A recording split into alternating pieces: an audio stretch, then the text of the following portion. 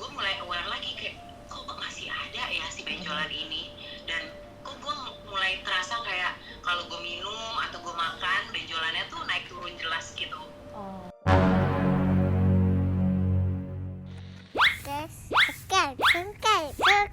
Sekarang besok tombol merah. Ya. Ya.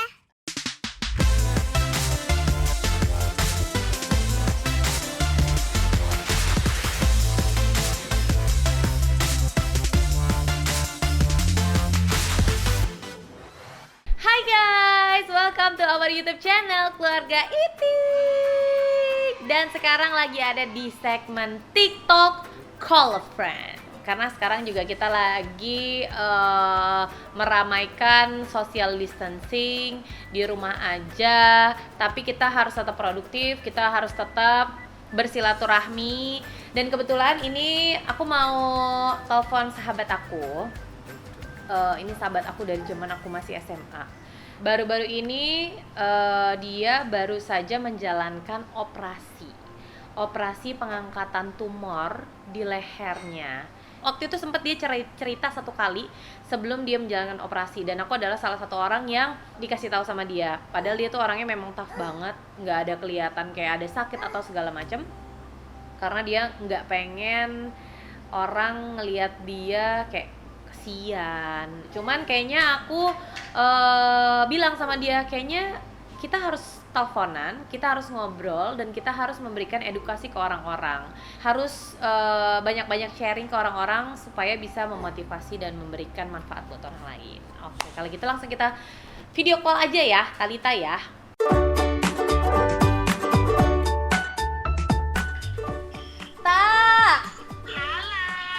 Cakep banget sih make upan.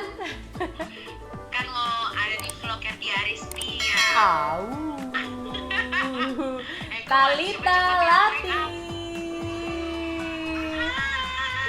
Ini Talita Latif ya. Kita kalau ketemu kerjanya ngobrolin mantan mulu. Ya maklum, kita kan memorinya banyak ya. Parah ya, dari zaman SMA dulu ya. Ini kita mau ngobrolin, oke. Talita Latif baru aja kayak sekitar 1 minggu yang lalu ya, Tak? 2 minggu yang lalu itu baru menjalankan operasi pengangkatan tumor di leher. Sebenarnya kalau boleh cerita tuh apa sih yang terjadi dengan seorang Talita Latif yang TikToknya nggak pernah berhenti, senyum-senyum mulu? Ya? Capek ya, Bu. Aduh, yang terjadi ya gitu deh. Ini terlalu cepat sih buat gue sebenarnya. Jadi gue pun nggak menyadari sebenarnya gue punya penyakit ini awalnya. Jadi kalau misalnya ditanya sejak kapan sih, gejalanya apa sih, itu kan pertanyaan yang terus ada ya. Sebenarnya gejalanya tuh di badan gue sendiri, gue nggak merasakan hal yang terlalu mengganggu gitu. Tapi yang terlihat jelas itu adalah si benjolan di sini gitu, yang tadinya gue abaikan gitu, mungkin sekitar udah dari tahun lalu gitu, udah mulai kelihatan ada benjolan di leher. Tahu-taunya akhir tahun kemarin, akhir tahun Desember 2019 itu gue mulai aware lagi kayak kok masih ada ya si benjolan ini, dan kok gue mulai terasa kayak kalau gue minum atau gue makan benjolannya tuh naik turun jelas gitu.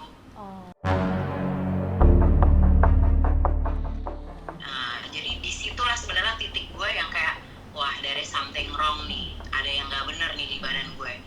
Dan itu posisinya gue lagi nggak di Jakarta, lagi liburan kan akhir tahun gitu. Jadi gue pikir kayaknya pulang dari liburan ini gue harus langsung pergi ke dokter dan harus memeriksakan ini nih, ada yang nggak bener nih gitu. Oke, terus apa kata dokter? Gila ya kalau misalnya ingat lagi. Jadi itu sih tepatnya pokoknya itu Januari awal.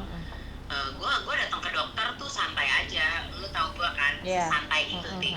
Jadi kayak ya udah, gue datang ke dokter, gue daftar, udah telepon kan, begitu sampai di rumah sakit. Sama nyokap seperti biasa ya? Seperti biasa, satu paket ya. Terus udah nih ketemu dokternya, yang gue pergi itu ke internis penyakit dalam. Gue bikin janji, terus gue datang lah gitu ke si dokter internis ini. Gue kasih tahu keluhan gue, tapi Cuman ada jendolan aja. Iya, cuma jendolan aja, itu aja. Jadi gue cuman bilang, ini loh dokter, nih ada jendolan. Jadi gue buka, rambut gue diikat gitu, terus kayak, ini loh dokter, ada benjolan di sini gitu. Terus coba kamu telan ludah gitu kan. Naik turun tuh dia, terus dokternya periksa, yang standar semuanya. Habis itu dokternya cuma bilang, kamu punya waktu nggak gitu kan. Oh iya dok, punya. Terus kalau gitu kita langsung periksa semuanya aja ya, radiologi dan lain-lain gitu. MRI? Bukan MRI, ini ultrasound. Oke, USG leher. USG. USG leher. Oh iya bisa, ya udah kalau gitu langsung didaftarin ke radiologi ya gitu. Oke, ya udah tuh gue sama nyokap gue langsung tuh pindah ke bagian radiologi. Antri apa segala macam, masuklah nih. Jadi posisinya tiduran kan, karena di leher gue tuh belum pernah punya pengalaman sama sekali tuh mengenai USG-an di area-area leher tuh nggak pernah sama sekali. Yang gue tahu USG waktu hamil aja gitu kan. Terus mulai tuh di USG kurang lebih sekitar setengah jaman. Jadi gue dongak gitu. Terus mulai tuh di USG pelan-pelan sampai akhirnya di bagian jendol itu agak terus dibolak-balik kayak kanan kiri atas bawah, agak lama tuh di bagian area yang kanan ya. Terus udah nih dokternya sih santai, bikin gue relax, tapi kan tetap aja ya karena ini nggak ada yang nggak beres nih, gue masih kayak gitu tuh. Terus terus dibilang oke, nih hasilnya kita proses dulu, nanti yang bacain dokter internis lagi. Oh ya oke, gue gitu. Udah selesai segala macam, gue ditelepon kan, kayak ini tunggu sekitar berapa lama ya, gue juga lupa tuh. Jadi pokoknya gue tuh inget banget, gue ke rumah sakit tuh jam 4:30 sore gitu. Itu kurang lebih di jam makan malam tuh, gue inget tuh, itu di jam makan malam tuh. Terus akhirnya si dokter internis gue bilang, dia tiba-tiba keluar dari ruangannya, karena kan gue nunggu lagi tuh dari radiologi, gue balik lagi ke internis. Gue nunggu lagi, terus dia bilang, dia keluar, bukan suster yang keluar, dokternya yang keluar. Kamu punya waktu yang agak panjang nggak gitu? Makin deg-degan ya? Wah, makin deg-degan itu rasanya keringet dingin, tensi gue naik di rumah sakit. Gue ini orang yang cenderung darah rendah seumur hidup gue, tapi at that time tensi gue langsung twing naik, gemeteran gue kayak ada apa sih nih, ada apa sih gitu kan, keringet dingin gue. Terus gue bilang kayak iya ada kok, emang hari ini khusus emang mau ke dokter gitu. Oh ya udah kalau gitu makan malam aja dulu, sambil kita hasil kita proses biar nanti langsung dibaca, jadi nggak nunggu sampai besok lagi. Oh ya udah, iya deh dokter, baiknya aja gue gitu kan. Makan ditelepon, ibu hasilnya udah keluar. Itu kayak jam 9-an malam, 9:30. Gila. Jadi gue di rumah sakit dari 4:30 sampai itu tuh sekitar jam 9, 9:30 malam. Gue masuk dong, tegang gila cuy. Gitu. Terus sampai akhirnya gue udah kayak panik, gue nggak banyak ngomong tuh, gue cuma diem aja. Terus gue bilang oke, gimana hasilnya dokter, gue bilang gitu kan. Terus tiba-tiba dokternya iya gitu. Jadi dokternya kayak lama tuh. Gue yang kayak kenapa dokter, gue langsung gini, saya kanker, gue langsung gituin.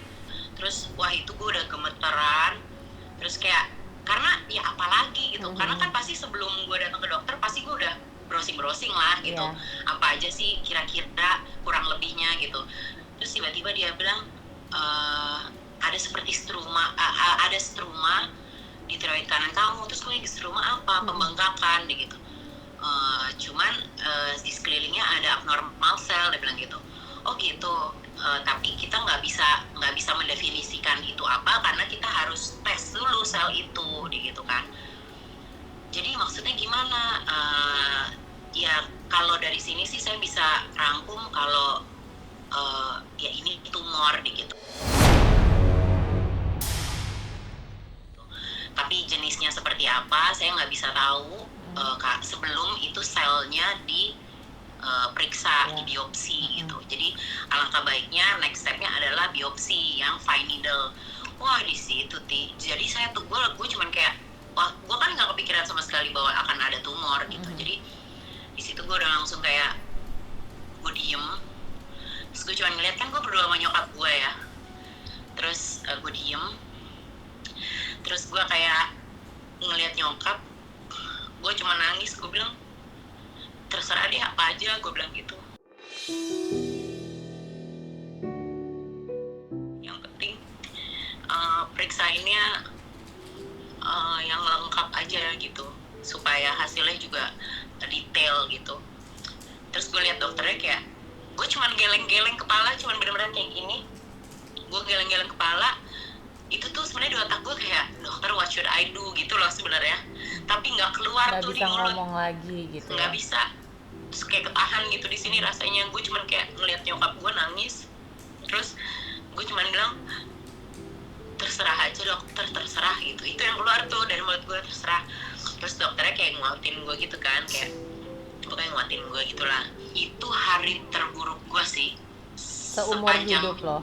sepanjang hidup gue nggak pernah hilang semangat seperti hari itu gitu. Gue sampai rumah, gue nggak ada kemana-mana lagi, gue langsung naik ke kamar gitu ya. Gue tuh ngunciin pintu, maksudnya gue kayak sendiri gitu. Gue cuma nangis gitu, kayak gila gitu. Kayak gimana ya, gue kayak nggak bisa, kayak nggak nyangka aja gitu. Gue ada salah apa ya, gue kenapa ya gue dapet cobaan kayak gini ya, kenapa ya gitu. Walaupun gue tahu sih sebenarnya kita di agama yang nggak boleh kayak gitu kan, kayak nggak boleh gitu. Tapi at that time dengan rasa emosi yang campur aduk, it happened to me gitu, yang kayak why me gitu, kenapa gitu. Walaupun akhirnya juga gue berdoa dan gue lebih tenang gitu loh, tapi ada titik-titik yang emosional ke situ gitu, kayak kenapa sih gitu. Sampai akhirnya gue kayak tenang, terus gue mulai memilah-milih pikiran gue gitu supaya stay positif gitu. Dan kayak oke, what should I do next? Oke, gue harus ke dokter ini. Gue coba cari tahu mengenai dokter ini, gue coba cari tahu siapa dokternya nextnya, sampai akhirnya keluar hasil biopsi bahwa gue itu tumor intermediate, namanya lesi folikular grade 4. Tapi itu gue udah kayak abis kena mimpi buruk, terus gue datang, gue udah harus siap-siap lagi dengan mimpi buruk berikutnya gitu. Dan wah, gue pokoknya gue menceritakan aja sekarang, even udah diangkat, itu satu gejolak tetap di diri gue gitu. Jadi siapa sih yang mau punya penyakit kayak gini, kan nggak ada ya. Tapi gue pikir gue punya alasan untuk hidup gitu, gue punya alasan untuk berjuang gitu. Gue ada anak, ada suami, ada orang tua, ada keluarga gitu. Jadi itu yang terpenting kan, support system gue gitu, yang mereka aja begitu menyayangi gue. Di luaran gue punya fans yang begitu menyayangi gue. Gue punya teman-teman, rekan artis, kolik kerja, or whatever it is, segitunya memberikan impact yang sangat besar gitu. Gue juga nggak menyangka bahwa postingan gue akan menjadi viral. Gue juga nggak menyangka bahwa sebegitu appreciate-nya orang mendoakan gue, karena memang pada saat itu yang gue butuhkan gitu. Support itu begitu menjadi obat pada saat itu buat gue. Hancur gitu psikis gue tuh, hancurnya ini letaknya tuh deket pita suara, yang dimana semua orang paling mengkhawatirkan kalau operasi tiroid nanti akan kenapa pita suaranya. Sementara gue bekerja kan menggunakan pita suara, jadi automatically masa gue umurnya baru 31 nih, kok gue udah gak bisa kerja nanti ya kalau kenapa suara gue. Jadi semua pikiran tuh kalut gitu, padahal we don't even know gitu apa yang akan terjadi next gitu. Dan kita juga nggak tahu kan hasilnya seperti apa. Ada yang survive, ada yang problem gitu kan, kita nggak tahu. Tapi ya sekalut itu tuh memang. Sampai akhirnya gue post video itu untuk memberikan dukungan. Persis gue cuma bilang ke kakak gue gini, kak nanti gue kasih ya handphone gue bilang gitu sekarang aja, enggak nanti gue titipin suster dari ruang operasi, maksudnya begitu gue udah masuk ke operasi. Terus kakak gue bilang oh iya oke. Nah gue post begitu gue udah pakai baju operasi segala macam, gue udah di dalam. Terus gue bilang, suster nih saya boleh bawa handphone sampai mana? Sampai sebelum steril gitu ya, sampai sebelum steril ya. Habis kalau udah mau steril udah harus dikantongin semuanya. Oke, ya udah benar-benar gue posting, dan gue kan nggak ngeliat lagi tuh. Gue posting and then gue matiin handphone gue dengan tujuan dan maksud menguatkan aja sih gitu, bahwa gue nggak sendirian kan gitu. Kalau gue lepas dari ini, everybody tahu tahu dan temenin gue pasti kan yang kayak gitu loh, kayak gue tuh takut gitu akan hal itu gitu. Terus udah nih gue masuk, operasinya tuh lama Berapa jam? operasinya pokoknya totalnya tuh 3,5 jaman gitu. Jadi tindakan sama pemulihan dan lain-lain ya, kurang lebih 3 jam. Begitu gue selesai, ya pokoknya gue udah siuman gitu ya, udah sadar, tapi sebenarnya gue masih tidur gitu, tapi udah sadar gitu. Tapi gue nggak sanggup untuk buka mata, Sakit banget ya? sakit. Jadi kondisi gue jadi kayak nahan gitu, jadi gue mau buka matanya udah capek banget gitu rasanya. Terus sampai gue tuh ngeh-ngeh, pokoknya gue udah di kamar. Jadi perjalanan gue dijemput segala macem tuh gue inget-inget enggak gitu. Tapi apa yang lo rasakan setelah lo sudah selesai operasi kayak sekarang kan berarti masa pemulihan? Apakah lo merasa jadi lebih feeling better atau biasa-biasa aja? Kalau secara tubuh sebenarnya, karena sebelum diangkat juga gue nggak terlalu merasakan ada sesuatu yang aneh di badan gue, padahal ada gitu. Nah sekarang gue belum di tahap yang fit kan badan gue sebenarnya gitu. Badan gue ini masih kayak gue melakukan, kayak karena kita harus stay di rumah dengan bersih-bersih gitu, gue coba untuk bersih-bersih aja. Capeknya tuh yang kayak gue abis lari 5 kilo gitu, ngerti kan lo yang Iya. capek itu gitu ya, kayak langsung kayak oh my god, cannot gitu. After Jadi gua surgery soalnya pasti kayak gitu kan? iya, nanti di titik-titik tuh kayak nyeri gitu, terus kalau nyerinya lagi muncul tuh langsung kakunya kembali, yang kayak kenapa nih gitu, kayak nengok aja sebadan-badan nengok. Iya. Padahal sebenarnya nggak Nggak apa-apa, apa-apa. itu trauma, Iya. traumatik aja gitu. Tapi so far pemulihan kalau dilihat dari kita lihat lo semuanya kayaknya oke banget lah pemulihan lo. Insya Allah ya, gue nggak bisa bilang diri gue sekarang sembuh atau tidak gitu, karena gue masih menjalankan banyak sekali rangkaian ke depannya gitu. Jadi gue harus bilang ya paling tidak badan gue harus kembali fit lagi supaya gue bisa beraktivitas yang nantinya berefek ke psikis gue, pikiran gue jadi happy, ketemu orang-orang yang gue cintai, ketemu di dalam satu pekerjaan yang gue cintai, yang kayak everything yang makes me happy gitu, dan I do it gitu, and I will do it gitu. Kayak ya itu sih, gue sih lebih kayak pokoknya gue tahu gue sakit, tapi gue harus semangat gitu, karena gue tahu sakit bukan berarti bikin kita nggak bisa gitu loh, ngerti kan? Ngerti. Gitu. Pokoknya lo harus tahu di luar sana teman-teman yang ada di deket lo semuanya, klien-klien lo semuanya, itu kita semua sayang banget sama lo karena lo tuh orang yang menyebarkan kebahagiaan. Terima kasih. Dan kita tuh ngarepnya lo bisa sehat lagi, bisa berisik lagi kayak biasa di lokasi syuting dengan cerita-cerita yang ya lucu aja gitu. Apa juga bisa jadi cerita, mau nunggu 3 jam juga bisa jadi berasa cuma 15 menit gitu kalau sama lo. Ya, amin. Dan gue yakin banget di luar sana orang-orang yang gak kenal lo tahu lah lo itu adalah orang baik, Amin, thank you Yati. orang Thank kuat. you. Jadi kita semua cuma bisa bantu doa dan support. Amin, thank you so much.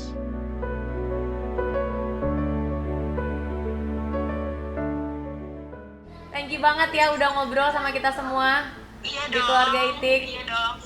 Bye. See you Sampai ya. ketemu. Bye.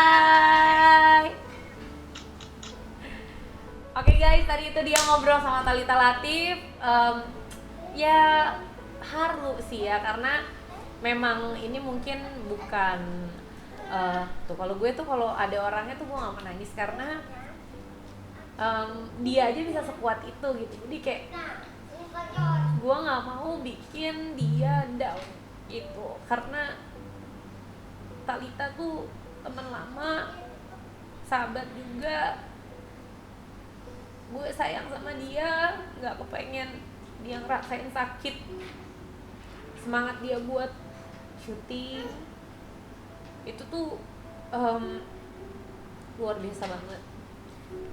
Mungkin kalau tadi ngobrol gue nggak mau kayak gini, tapi yang gue sampaikan ke Thalita, lo harus sehat, lo harus kuat, balik lagi syuting seperti biasa, menebar kebahagiaan seperti biasa, dan tetap bisa bermanfaat untuk orang banyak. Mudah-mudahan tayangan ini bisa diambil manfaatnya. Pokoknya sehat terus ya Talita. I love you. Thank you semuanya udah nonton. Jangan lupa like, comment, sama subscribe. Bye. Makasih ya udah nonton YouTube channel aku. Jangan lupa aku masih punya banyak video-video yang lainnya. Jadi subscribe dong. Kalau kamu subscribe berarti kamu mendukung aku untuk terus berkarya. Aku hitung ya. 1, di situ, iya betul. 2, 3. Pencet tombol merahnya. Terima kasih.